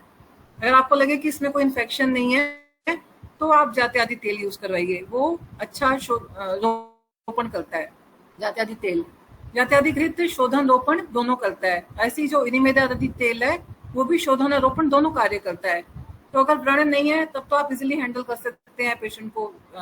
जलौका लगवाइए और उनको स्टॉकिंग्स पहनने के लिए बोलिए, लेग रेस करने के लिए बोलिए। और औषध की तरफ देखें तो उसमें मतलब वेन्स को हमने बल देना है, तो बला मैं जरूर यूज करती हूँ। और अगर स्वेलिंग है नीचे पैरों में तो गोक्षुरादि गुगुल, पुनर्नवा आसव या अश्वगंधा, मतलब डिपेंड करता है। अगर पेशेंट आपको लग रहा है कि कफ प्रकृति का है, वात प्रकृति का है, तो अश्वगंधा यूज करवाती हूँ। और अगर पित्त प्रकृति का लग रहा है तो बल्ला या शतावरी को प्रेफरेंस देती हूँ। वेरिकोज वेन्स के अच्छे मतलब ट्रीट हो जाते हैं पेशेंट। लेकिन ये वाली व्याधियां ऐसी हैं कि लंबे टाइम तक चलती हैं। इन पेशेंट्स को भी हमें बोलना पड़ता है कि अगर आपको दिक्कत हो तो आप 6 महीने साल बाद दोबारा आइए, आपका ये हम जलौका लगाएंगे आपको। लेकिन अगर बहुत ज्यादा ही आपको लगे कि बहुत ज्यादा वेन्स प्रोमिनेंट है उसकी और उसमें अंदर ब्लड कोगुलेशन हो सकता है, तो उनको हम सर्जन के पास जरूर भेजते हैं कि आपकी जो भी उन्होंने ब्लड थिनर्स दे रखे हैं उनको आप मतलब उस टाइम तो स्टॉप करवा देते हैं जब जलौका लगवा रहे हैं। उसके बाद हम उनको बोल देते हैं कि आप अपनी जो ब्लड थिनर ले रहे थे आप उनको कंटिन्यू रखिए, ताकि ब्लड क्लॉट होकर कोई और प्रॉब्लम उनमें ना क्रिएट हो फ्यूचर में। और उनको अभ्यंग करने से मना करते हैं पैरों में कि ऊपर की साइड करके अभ्यंग नहीं करना। हमें क्या मालूम कि अंदर पेशेंट को ब्लड क्लॉट हुआ पड़ा है और वो कुछ ब्रेक होकर कहीं और जाके ब्लॉकेज करके बेकार में आयुर्वेद का मतलब बदनामी हो कि हम फला डॉक्टर के पास गए थे तो हमें ऐसा हो गया। हमें ऐसे वाले काम भी नहीं करने ज्यादा, मतलब करेज में आके कि बस कि सब एलोपैथिक एकदम से बंद करवा दी कि आप आयुर्वेद से ही हम आपको ठीक करते हैं। धीरे धीरे आप करेंगे काम तो एक्सपीरियंस होता जाएगा, तो पता चल जाता है कि हमें पेशेंट को कैसे डील करना है। कई कई जगह पर ये चीजें बंद नहीं करवाई जाती, मतलब जैसे ब्लड थिनर है, जब जलौका लगवाती हूँ तब मैं बंद करवा देती हूँ, लेकिन उसके बाद दोबारा से उनको स्टार्ट करवा देती हूँ ब्लड थिनर्स। और जिनके बिल्कुल जाल सा, लेडीज जो खड़े होकर बहुत देर तक किचन में काम करती हैं, बिल्कुल पैर पे नीचे फीट में जाल सा दिखाई देता है बना हुआ, प्रोमिनेंट सी वेन्स दिखती हैं और कहती हैं कि हमें बहुत पेन होता है रात को, इनमें जलौका लगाई तो एक दो पेशेंट्स मेरे पास आती हैं जिनको भी 3-4 साल हो गए जलौका लगवाए, बट स्टिल वो कहती हैं कि हमें अब पेन नहीं होता। वेन्स उनकी प्रोमिनेंट हैं अभी भी, बट स्टिल वो कहती हैं हमें वो वाला पेन नहीं होता जो हमें उस टाइम होता था जब हम आपके पास आए थे। और कुछ क्वेरी? मैम एक सुनील जी का क्वेश्चन है, हाँ जी। अगर आर ए पॉजिटिव के साथ शुगर लेवल लो हो तो उसको शुगर मैनेज। लेवल लो हो? जी। शुगर लेवल लो हो आर ए पॉजिटिव के साथ, मतलब कितना लो होगा? ऐसा केस मैंने अलग से ऑब्जर्व नहीं किया कि शुगर लेवल डाउन है किसी पेशेंट का। बहुत लिम थिन पेशेंट होगा या तो वो, या उसका गैप बहुत ज्यादा होगा कि शुगर लेवल लो जा रहा है। अलग से मैंने ऐसे ऑब्जर्व नहीं किया। जी। ना कभी ऐसे टेस्ट करवाया है कि या पेशेंट ने कभी हिस्ट्री दी हो कि भाई मेरा शुगर लेवल डाउन हो जाता है। तो बाकी वो डाइट ले, फलाहाल तो कर ही सकता है पेशेंट अगर शुगर डाउन होता है तो। नहीं तो तुलसी का योग है, चित्रकाति है, अश्वगंधा है, बल्ला है, ये सब यूज करेंगे। और डाइट उसको बोलेंगे अच्छी लेने के लिए, द्राक्षा दे सकते हैं हम उनको, द्राक्षा घर में खाने के लिए बोल सकते हैं कि आप 10 दाने रात को भिगोइए, सुबह खाइए, सुबह भिगोइए 10 दाने, रात को खाइए, तो शुगर लेवल उसका मेंटेन होगा। खजूर बोल सकते हैं खाने के लिए। मतलब आम बात के साथ ऐसा पेशेंट मैंने ऐसे एक कभी चल रहा है, ठीक कह रहे हैं आप, उसको ऐसे हो जाता है कभी कभी, लेकिन उसकी मल्टीपल प्रॉब्लम्स हैं, उसको स्किन के भी इशू है, अर्टिकेरिया का इशू है, अम्लपित्त है, और उसको थोड़ा बहुत मुश्किल से मैंने डील किया। अब वो पेशेंट सेटिस्फाई है उसमें। फिर मुझे इवन मुलेठी, अविपत्तिकर ऐसी औषधियाँ भी यूज करनी पड़ी। अविपत्तिकर आम पाचन भी करता है, पित्तनाशक भी है। शुगर डाउन के लिए फिर मैंने उसको खजूर और मुनक्का खाने के लिए बोला हुआ है। और बताइए। जी। आप में से पार्टिसिपेंट्स में से आप हैंड रेज किए हैं कई लोगों ने, तो आप पूछ सकते हैं, आपके माइक है वो अनम्यूट हो सकते हैं अभी। मतलब जो भी पीएमएस करके निकले हैं उनको ज्यादा दिक्कत आती है, अगर वो क्लिनिक करने बैठे हैं प्योर आयुर्वेदा में तो वो लोग क्वेरी कर सकते हैं। बाकी तो सबको ज्ञान बहुत सारा है। मैं तो बहुत छोटी सी उसमें वो बूंद हूँ आयुर्वेद के सागर में।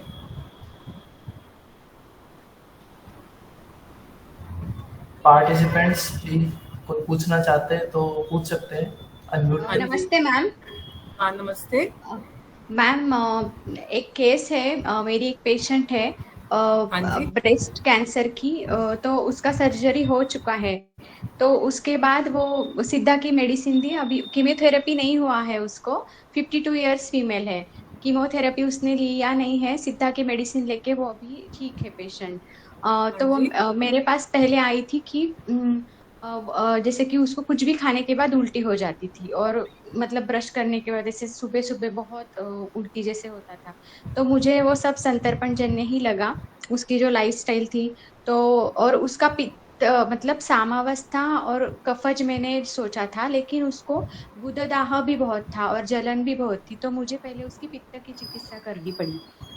तो हाँ अभी जी। 2 महीने के बाद तो मैंने उसको फलत्रिकादि गुगुल दिया था, फलत्रिकादि कषाय जो वासा गुड़ुचादि दिया था, और भुनिम्बादि ऐसे। और अभी पत्ती चूर्ण के साथ आमल की अष्टि ऐसे विरेचन दिया था रात को सोते वक्त। तो पेशेंट अभी 1 महीने के बाद ठीक हो गई। अभी हाँ जी। पेशेंट पर खाने लगी ज्यादा, फिर उसको भूख भी बढ़ने लगी। तो वो खाने हाँ जी। खाने के बाद उसका वजन बढ़ गया।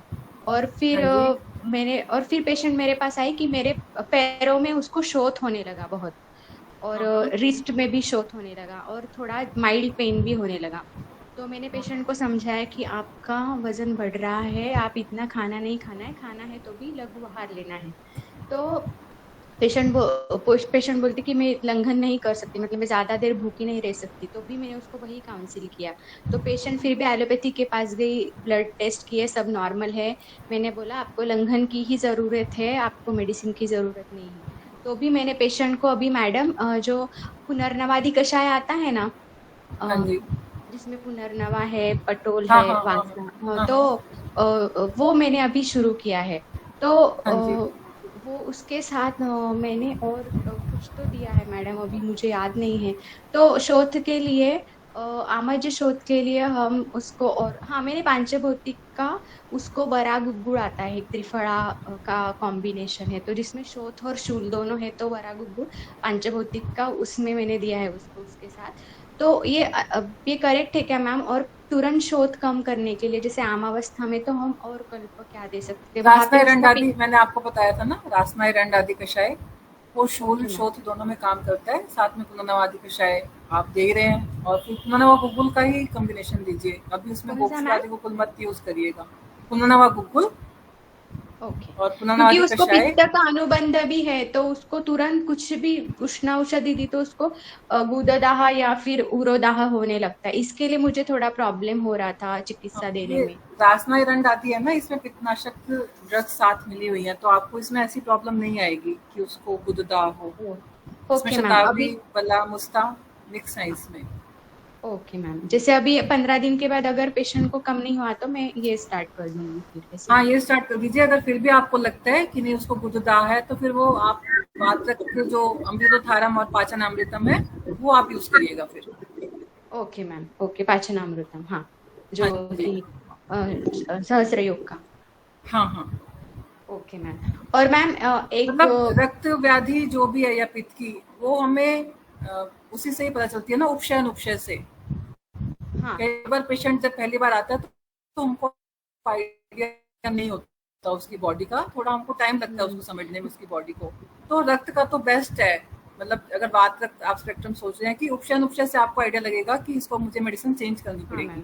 और मैंने मैम उसमें रक्त दुष्टि पहले से ही सोची है, क्योंकि वो कैंसर की पेशेंट है ना, जहाँ हाँ पे जी। रक्त धातु दूषित हुआ ही है, तो इसके लिए मैंने हाँ उसका मैंने बोला लॉन्ग, उसको फैटी लिवर भी है, मैंने बोला आपको लॉन्ग टर्म के लिए आपकी यकृत को ठीक करना है मुझे, तो आपको हाँ लॉन्ग टर्म के लिए कुछ जैसे वासागुडुचादी का हाँ जी। अधिकार, हाँ पांडुल हाँ रक्त हाँ पित्त, तो मैंने वही सोचा था कि इसका यकृत ठीक होना चाहिए, तो हाँ वही हाँ मैंने हाँ। चलाया था उसको लॉन्ग। तो हाँ बीच जी। में ये आ गया क्योंकि पेशेंट बहुत अध्ययन करने लग गई, तो उसको हाँ ये शोथ का प्रॉब्लम शुरू हो गया, जैसे उसकी भूख लगी, हाँ बढ़ने हाँ लगी हाँ। तब, तो हाँ ये जी। साइड इफेक्ट हो गया उसका। हम्म। तो ठीक है मैडम, मैं ऐसे करूंगी। और मुझे हम्म। एक मुझे ही मेरा खुद का मैं केस बता रही हूँ अभी। तो 15 दिन पहले क्या हुआ मैम, सडनली मेरा हाथ में है ना, मतलब बहुत दर्द होने लगा, राइट हैंड पेन, नेक से लेकर हाथ में, मतलब मैं नेक कुछ से भी काम लेके करती हूँ। पूरा फिंगर्स तक। हाँ मैम, फिंगर्स तक, मतलब पूरा नेक ठीक है। से लेकर, मैं कुछ भी काम म्हणजे कंटिन्यू पेन। फिर मैं कुछ बटन भी दबाऊंगी तो भी मेरे हाथ में ताकत नहीं थी, और कुछ भी काम करने लगूंगी तो इतना सीवियर पेन। तो मुझे तो पेन किलर ही खाने पड़े। फिर उसके बाद भी कम नहीं हुआ। फिर मेरी बहन फिजियोथेरेपिस्ट है, तो उसने फिजियोथेरेपी चलाया 7 डेज, तो थोड़ा ठीक हुआ है, लेकिन अभी भी तो। और मैंने अगर मेरा दिनचर्या देखा तो सिर्फ मेरा है ना, थोड़ा रात को लेट होता है। आहार का तो मुझे पता नहीं, कि मैं तो ज्यादा अध्ययन नहीं करती हूँ, जो लौकी हम जो खाते हैं वही खाती हूँ, लौकी, दाल, मूंग दाल, तूर दाल, और मेरी वात पित्त प्रकृति है मोस्टली। तो और मेरा 3 साल से ज्यादा लिखना हुआ है, कंटिन्यू लिखना है, तो मे बी मेरा बैड पोस्चर होगा, वो एक मैंने हेतु पकड़ा। और मेरा एक दिवा स्वाप का हेतु है, जो कि मैं 5:30 बजे उठती सुबह, तो मुझे और 11 बजे सोती हूँ रात को, तो ये। और मुझे लगता है कि एक जो हेतु था कि मैं दिन में 4 से 5 बजे 1 घंटा तो मैं सोती हूँ, नहीं तो मैं काम ही नहीं कर पाती हूँ, थक जाती हूँ। तो एक हेतु मुझे लगा कि ये मेरा शायद दिवा स्वाप से हुआ होगा। पर ये स्तंभ दिवा एकदम। स्वाप में भी दिवा स्वाप में भी अगर आप चेयर पे बैठे बैठे सो रहे हैं ना, पूरा हाँ एक होता है कि हम पूरे बेड पे आराम से सो रहे हैं, हाँ एक होता है कि हमने बैठे बैठे चेयर पे झपकी मार ली, हाँ तो ठीक है, अगर आप थक रहे हैं तो थोड़ा सोना पड़ेगा, और ग्रीष्म ऋतु में सोना चाहिए, थोड़ा सा लंबे दिन होते हैं, तो आप बैठे बैठे सो जाइए और एक नस्य जरूर लीजिए साथ में, क्योंकि आपकी एज मुझे नहीं पता क्या है, लेकिन फ्यूचर में जो है जहाँ तक व्याधि है वहीं पर स्टॉप हो जाएगी। और जब पेन आपको कम हो जाए तो एक्सरसाइज भी शुरू करिएगा, मैम और नस्य कौन नस्य सा? साथ में जरूर लीजिए। नस्य अणु तेल का, ओके मैम, ओके ठीक है। नहीं तो हाँ अणु तेल का ले सकते हैं आप इसलिए नस्य। अभी मैम मैंने पुनर्नवा दशमूल और एक कॉम्बिनेशन था, पुनर्नवा दशमूल और यही लिया था मैंने, तो अभी थोड़ा सा रासना, ये कॉम्बिनेशन लिया तो अभी थोड़ा सा रिलीफ है मुझे, और वरागुगुल ये जो। पेन के साथ नंबनेस भी है क्या साथ में? हाँ मैम, नींद में वही होता था, मुझे नमनेस आता था। तो फिर बलारिस्ट के साथ शुंठी या बला की शुंठी भी थोड़ा ऐड करिएगा, हाँ नंबनेस है ना शुंठी तो भी ऐड उसमें। किया था, बलारिष्ट के हाँ, साथ शुंठी लूँ ऐसे। हाँ जी, या ओके फिर मैम। आसना सप्तक के साथ शुंठी ले सकते हैं। Okay ma'am, thank you so much. पित्त प्रकृति वाली में भी अगर हम ऐसे वात कफनाशक योग यूज करते हैं तो मतलब कुछ ऐसे नुकसान नहीं है कि एकदम से ही आपको दिख जाएगा अरे क्या हो गया पित्त, कोई ऐसे नहीं है कि आग लग जाएगी बॉडी में। उसको बाद में एक बार चला के 10 दिन हफ्ते के लिए पेशेंट को, फिर वापस हम वात पित्तनाशक औषध पे आ सकते हैं। उस टाइम आपने आम्लकी बला शतावरी ऐसे ड्रग साथ में दे दिए, या सूर्यशेखर यूज कर सकते हैं जब आपने उसको रासना सप्तक या रासना पंचक वगैरह ड्रग्स दी हैं। तो पित्त के साथ तो थोड़ा सा वो वाली बात होती है, पित्त और रक्त व्याधियों के साथ, जैसे हम जवाई को रखते हैं ना पुचकार पुचकार के बैठा के घर में प्यार से, और उसको सेवा किए जाए उसकी, तो पित्त व्याधियां ऐसी होती हैं। हाँ मतलब बिना बोले चुपचाप बीच में पेशेंट को ऐसे थोड़ा सा दे दिया, अगर आपको लग रहा है कि ज्यादा इसको प्रॉब्लम हो रही है, आम ज्यादा हो रहा है या वात ज्यादा बढ़ रहा है, तो थोड़ा सा हमें यूज करना पड़ जाता है बीच बीच में ऐसी औषध को, हफ्ते 10 दिन के लिए। लेकिन बहुत ज्यादा तीक्ष्ण औषध मत यूज करिए।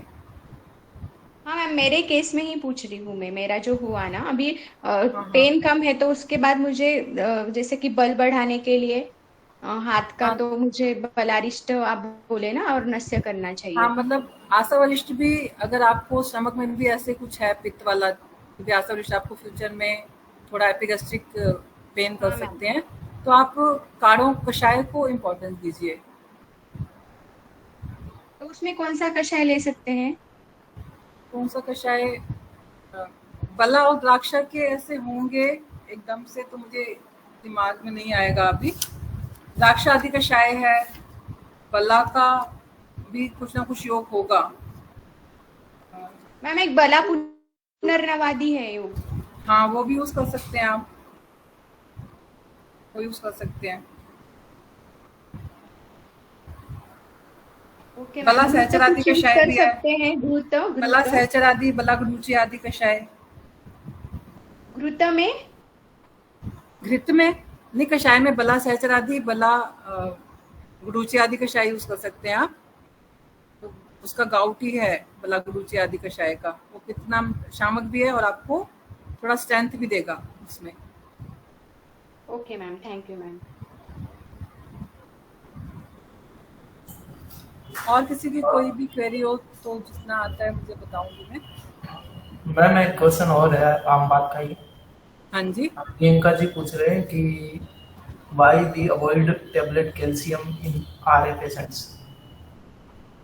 Calcium tablet. Calcium, calcium tablets, मैं ज़्यादा कैल्शियम पेशेंट को बोलती नहीं हूँ लेने के लिए। अगर कोई ऐसे लगे कि भाई बिल्कुल मिल्क नहीं ले रहा, या जिसने पहले हिस्ट्री दी हो अपनी कि हाँ वो फीडिंग मदर थी, तो ही बोलती हूँ कैल्शियम लेने के लिए, अदरवाइज नहीं बोलती।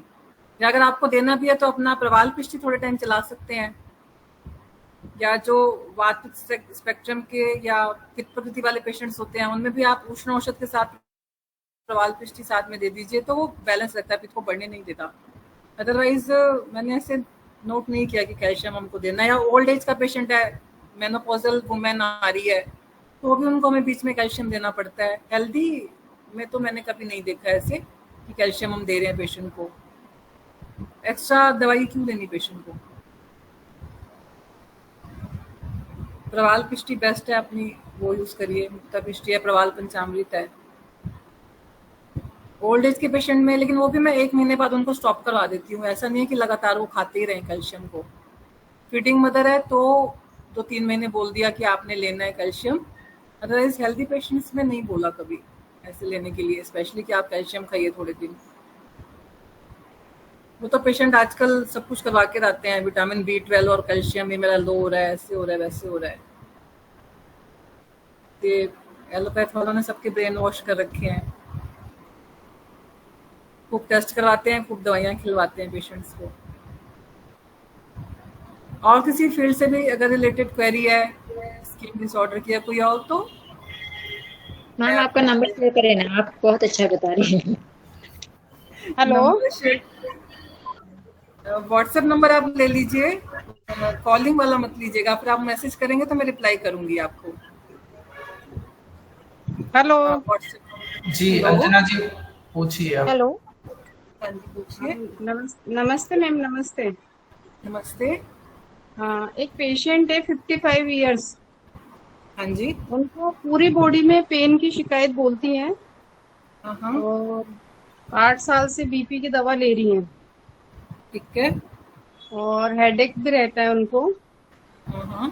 और फैमिली के कारण थोड़ा फैमिली स्ट्रेस भी रहता है उनको। हाँ हाँ। ठीक है।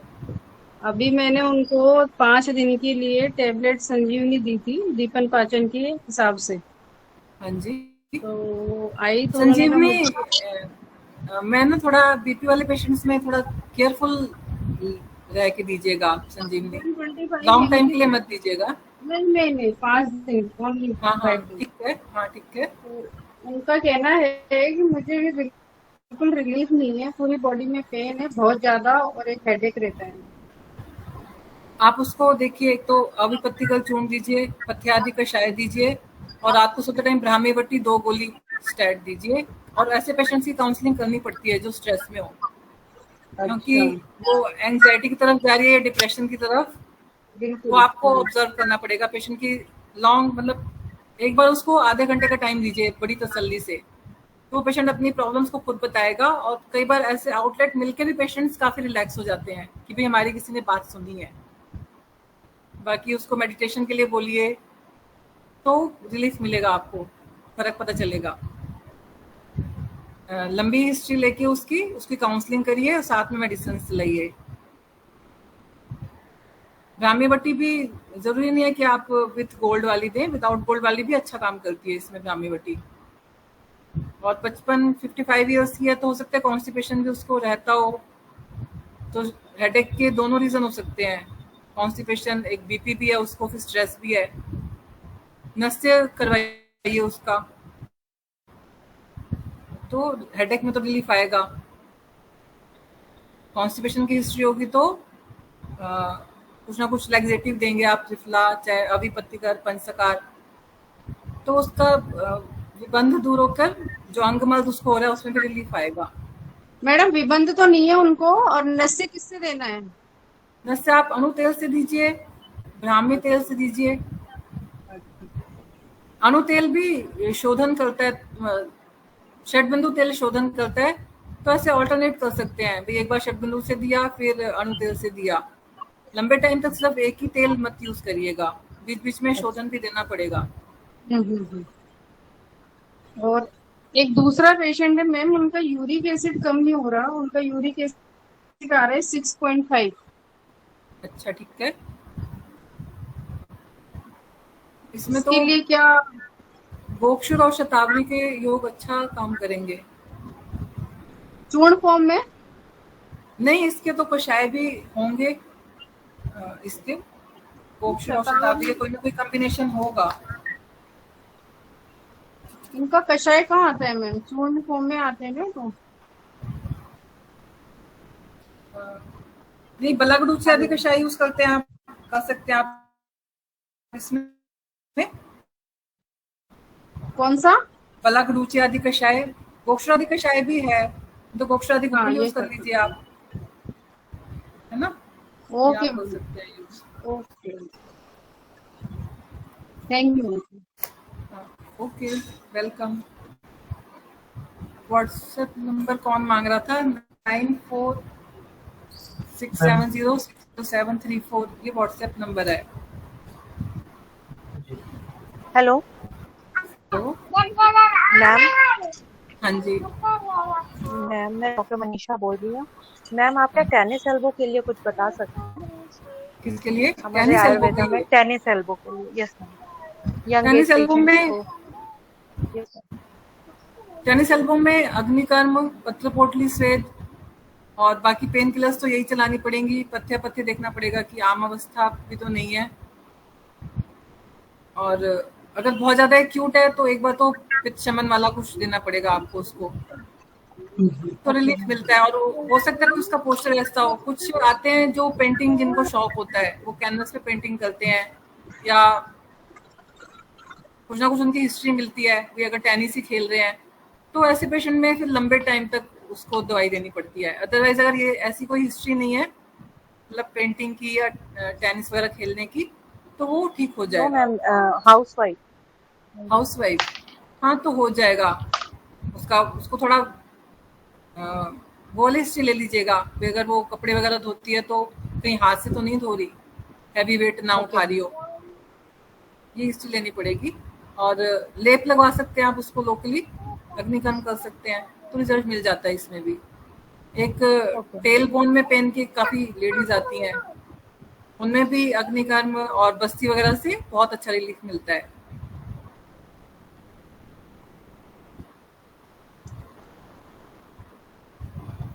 और कोई क्वेरी ओके मैम, किसी थैंक को? यू। जी मैम।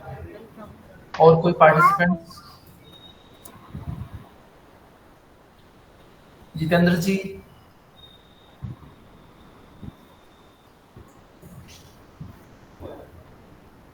और कोई पार्टिसिपेंट्स आम बात के रिगार्डिंग कोई डाउट पूछना चाहते हैं तो पूछ सकते हैं। ठीक अगर है। आप लोगों के पास टाइम है तो, किसी की कोई क्वेरी नहीं है तो मैं एक ऐसी शेयर करती हूँ। जी कई मैम।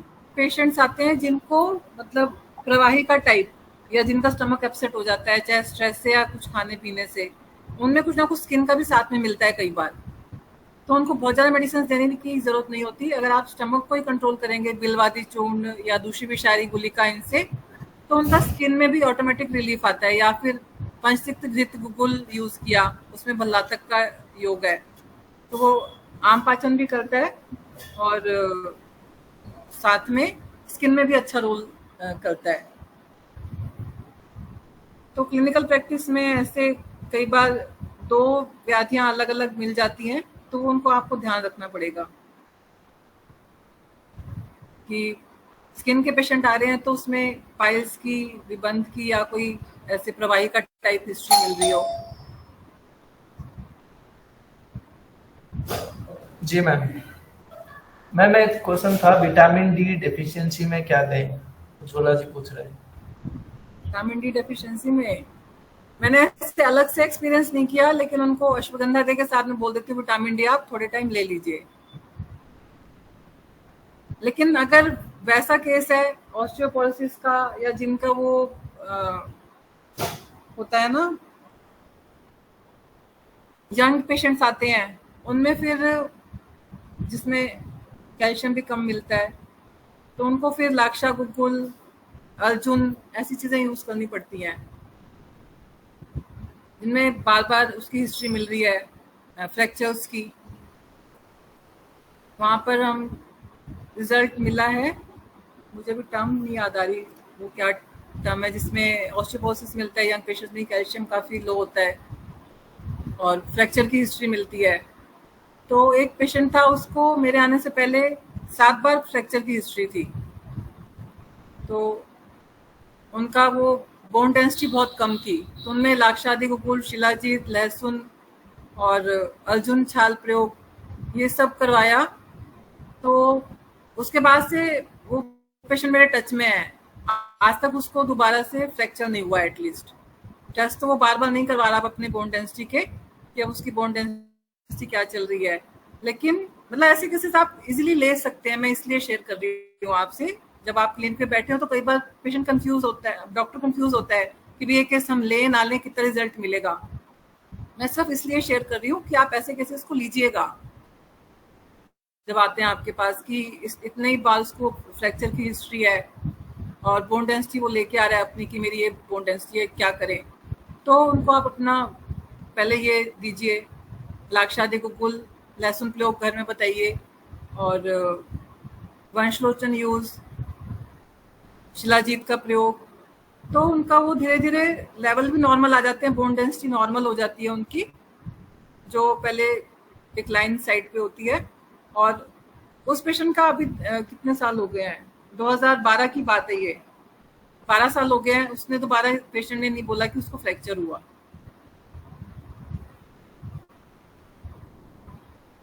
तो ऐसे केसेस आए तो आप उनको भेजिए मत, उनको बोले कि हाँ हम आपको ठीक करेंगे, आप आइए हमारे पास।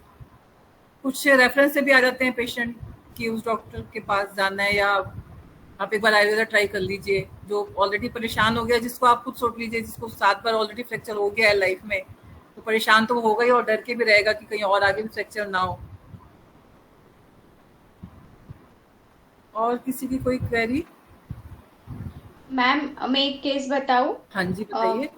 मेरे पास एक पेशेंट है 50 प्लस एज, उसका हिस्टेक्टॉमी हो चुका है फाइब्रॉइड की वजह से। बहुत ब्लीडिंग होता था उसको, और अभी उसको हाइपरटेंशन है 15 इयर्स से। और हाइपरटेंशन मतलब उसका लाइक मैलिग्नेंट हाइपरटेंशन है, वो 3 टैबलेट पे है ऑलरेडी, फिर भी उसका कंट्रोल में नहीं है। बीपी 230/150 या 190 ऐसे ही रहता है उसका।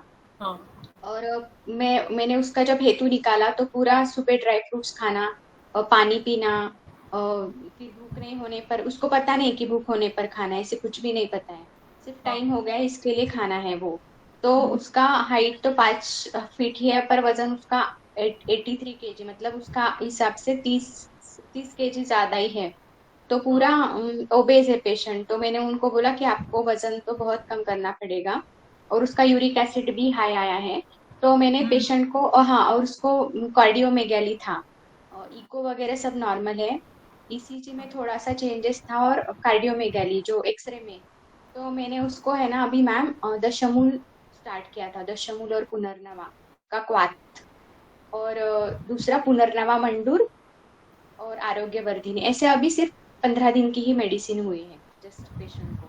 ये हार्ट पेशेंट्स है ना, इनमें हम अम्ल रस यूज करते हैं। अम्ल रस वातानुलोमन करता है। तो जहाँ पे आप हृदयगढ़ में देखेंगे ना कि अम्लवेतस और बेर, ये सब खाने के लिए बोला गया है। आप हृदयगढ़ देखिए, वो कोकम का जूस है ना, कोकम, हाँ हाँ वो उसको बोला है पीने के लिए, कोकम। हाँ। और जब सर्दियाँ आती है तो आप पेशेंट्स को बोलिए कि आपको बेर जरूर खाने हैं, कैसे भी बेर खाने हैं। तो वो अम्ल रस होके वातानुलोमन करके हृदय पेशेंट, हार्ट के पेशेंट्स में बहुत रिलीफ करते हैं। और बीपी में अकीक पिष्टी, गोक्षुरादि गुल, सर्पगंधा, अश्वगंधा, ये अच्छा काम करते हैं। मतलब अगर ड्रग्स से उनका बीपी कंट्रोल नहीं हो रहा तो इन सब को यूज करके हो जाएगा, आई एम श्योर। साथ में ये है कि मेडिकेशन थोड़ी हमारी ज्यादा हो जाती है, लेकिन पेशेंट को भी तो रिलीफ दिखेगा ना, तभी वो आएगा आपके पास दोबारा। तो अगर आपको एक ड्रग से कंट्रोल नहीं हो रहा है तो 2-3 ड्रग्स यूज करिए।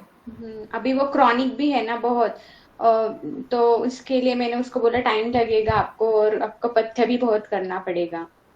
और वो ज्यादा चलने के बाद उसको सांस भी फूलती है। तो वही, तो इसके लिए मैम उसको मैंने वजन का ही बोला है। इस पेशेंट में मैं आजकल ये भी बोलती हूँ कि आप रात के टाइम रोटी मत खाइए, मतलब गेहूं मत खाइए, उसकी जगह आप दाल सब्जी खा लीजिए, मतलब हल्की दाल हल्की सब्जी। तो 1 महीने में 3 किलो वजन कम मिलेगा आपको। मीठा बंद करवा दीजिए उसका। मतलब मैं अवॉइड करती हूँ पेशेंट को आजकल, ये नया बोलना शुरू किया पेशेंट्स को कि आप अपना गेहूं कम करिए डाइट में। ओबीस पेशेंट्स को दाल सब्जी बढ़ाइए, मतलब भूखा नहीं रहना पेशेंट को, नहीं तो उसका वात कुपित हो जाएगा, या हो सकता है कोई और प्रॉब्लम हो जाए। हमें नहीं पता कि उसका वर्किंग स्टाइल क्या है, वो कितना वर्क कर रहा है। अगर उसकी फिजिकल काफी है पूरे दिन में, तो उसको एनर्जी के लिए कुछ ना कुछ खाना पड़ेगा। तो फिर मैं रात के लिए बोल देती हूँ कि आप रात को गेहूं मत खाइए, दाल सब्जी खाइए। दिन में तो चलो आप रोटी खा रहे हैं, आपको कार्बोहाइड्रेट्स चाहिए पूरे दिन वर्क करने के लिए। इससे भी आपको रिजल्ट मिलेगा, आप एक बार बोलकर देखिएगा। और जिनको ये आप बता रहे थे ना कि एड़ी में पेन मिलता है, उनको भी आप बोलकर देखिए पेशेंट्स को कि रात को आप गेहूं कम कर दीजिए, दाल सब्जी बढ़ा दीजिए अपनी। जी ma'am, thank you ma'am. Okay. Ma'am एक क्वेश्चन है कि ओए की स्टार्टिंग फेज में क्या करें, ऑस्टियोआर्थराइटिस। स्टार्टिंग फेज में कई पेशेंट आते हैं जिनके आप फील करेंगे तो वो टक टक आवाज आ रही होती है पेशेंट जब अपना नी जॉइंट हिलाता है। तो शल्लकी प्लस से अच्छे रिजल्ट मिले हैं मुझे। और जानू बस्ती करवाइए, उसमें हमें योगराज उबुल के साथ साथ में कुछ ना कुछ बल्ले देना पड़ेगा। उसमें आप अश्वगंधा, शतावरी सीजन के हिसाब से यूज कर सकते हैं। गर्मी है तो शतावरी यूज करी, सर्दियां है तो अश्वगंधा यूज करा, साथ में संशमनी और दशमूल जो सर्कुलेशन को अच्छा करेगा तो वो वहीं रुक जाता है उसका। और साथ में जब वो पेन कम हो जाए उसका तो उसको फिर एक्सरसाइज बोलिए करने के लिए कि आप नी जॉइंट से रिलेटेड एक्सरसाइज करिए कि आपकी मसल स्ट्रेंथ बने थोड़ी सी, तो उसका और आगे फर्दर ऑस्टियोफाइट्स ज्यादा नहीं बढ़ते। देखिए एक एज के हिसाब से तो बढ़ते ही हैं, लेकिन अर्ली चेंजेस नहीं आते फिर उसमें। और लेप लगाने के लिए यहाँ पर हम सिविल हॉस्पिटल में मैं शुंठी का लेप काफी लगवाती हूँ पेशेंट्स को जो पेन के लिए आते हैं। तो शुंठी ग्राही होकर अगर स्वेलिंग होती है तो वो भी उसकी रिड्यूस हो जाती है और पेन भी कम करती है। मतलब 3-4 घंटे आता है पेशेंट यहाँ पर, सिकाई करवा के जाता है या जानू बस्ती करवा के, उसके बाद लेप लगवा के पेशेंट को घर भेज दिया और बोल दिया कि इसको 3 घंटे बाद खोल दीजिएगा, तो बहुत जल्दी रिलीफ मिलता है। वो एक पेशेंट में भी आप शुंठी का लेप लगवा सकते हैं, क्योंकि इजीली हर जगह ये कोटम चुकादी, कोलकुलथ आदि लेप अवेलेबल नहीं होते। और अगर पित्त प्रकृति का पेशेंट है, उसको शुंठी गर्म लग रही है, लोकल दाहा कर रही है, तो गुडूची पत्र लेप, एरंड पत्र लेप, ये सब लगवाइए।